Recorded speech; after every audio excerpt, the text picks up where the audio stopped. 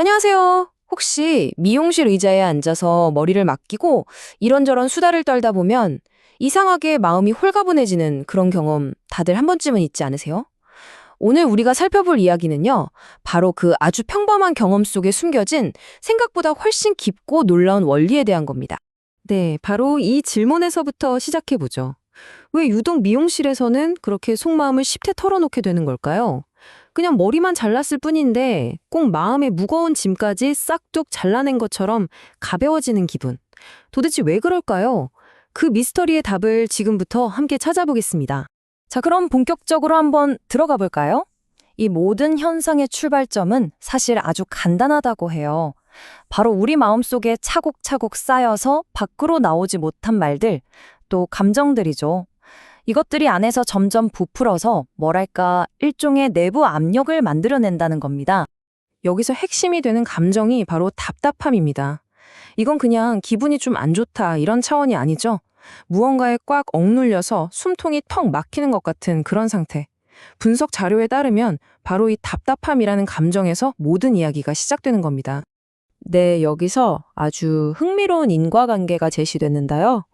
그러니까 침묵이 답답함을 만들고 그 답답함이 풀리지 않고 계속 쌓이고 쌓이다 보면 결국 그 사람은 환자의 상태가 된다는 거죠. 근데 여기서 말하는 환자는 우리가 흔히 생각하는 병원에 있는 그런 환자가 아닙니다. 마음속 답답함이 너무 커져서 도저히 집에 가만히 있을 수가 없는 거예요.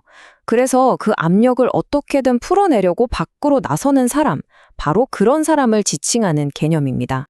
자, 그럼 자연스럽게 이런 질문이 생기죠. 이 답답함을 한가득 끌어안은 환자들은 도대체 어디로 향하는 걸까요? 어디에 가서 위안을 얻을 수 있을까요?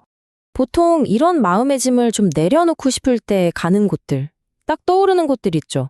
뭐 교회라든지 절 같은 종교시설, 아니면 다른 명상센터 같은 곳들이요.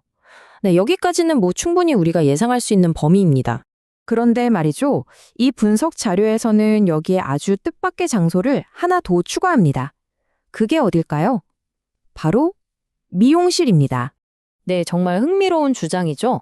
이 인용문 그대로예요. 미용실이 사실은 영적인 안식처인 교회나 절과 본질적으로 똑같은 기능을 수행한다. 이렇게 딱 잘라 말하는 겁니다. 그러니까 겉모습은 전혀 다르지만 그 본질은 같다는 거예요. 사람들이 찾아와서 마음속에 꽁꽁 숨겨뒀던 답답함을 털어놓고 위안을 얻는다는 그 핵심 기능, 그 기능면에서 보면 이 두 장소는 완전히 똑같은 역할을 하고 있다는 거죠.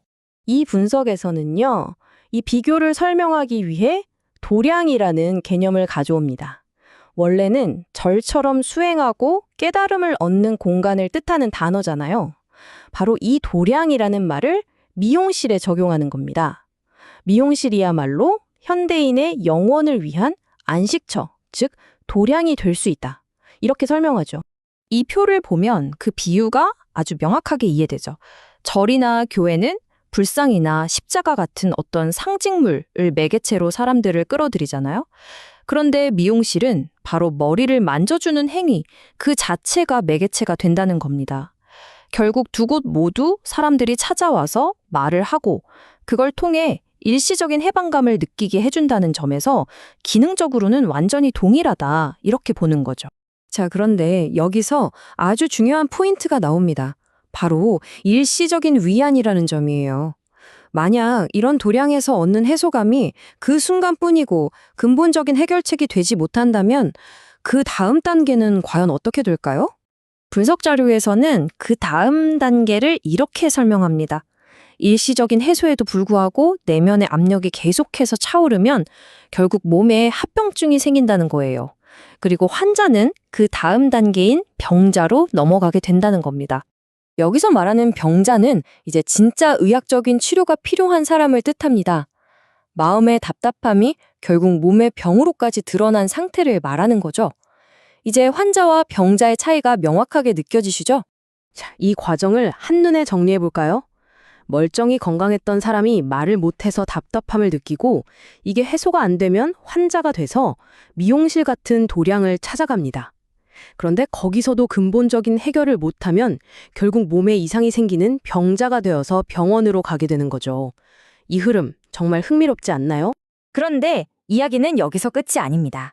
최종 목적지처럼 보였던 바로 그 병원마저도 이 문제의 근본적인 해결책이 아닐 수 있다고 지적하는 거죠. 이 분석에 따르면요, 이런 맥락에서 의사는 문제의 근원인 답답함 자체를 해결하는 사람이 아니에요. 그저 그 답답함 때문에 생긴 신체적인 합병증만을 고치는 일종의 수리공 역할을 한다는 겁니다. 영적 지도자가 말을 들어주면서 마음을 잠시 위로해주는 것처럼 의사도 몸의 증상만을 잠시 고쳐줄 뿐이라는 아주 날카로운 지적이죠. 오늘 함께 살펴본 이 분석 어떠셨나요? 어쩌면 우리가 무심코 지나쳤던 일상의 평범한 공간들이 사실은 마음의 압력을 해소하기 위한 저마다의 소중한 도량이었을지도 모릅니다. 다음에 미용실 거울 앞에 앉을 때 그곳이 단지 머리를 자르는 공간이 아니라 나 자신과 조용히 대화하는 특별한 안식처처럼 느껴지지 않을까요? 한 번쯤 생각해 볼 만한 이야기인 것 같습니다.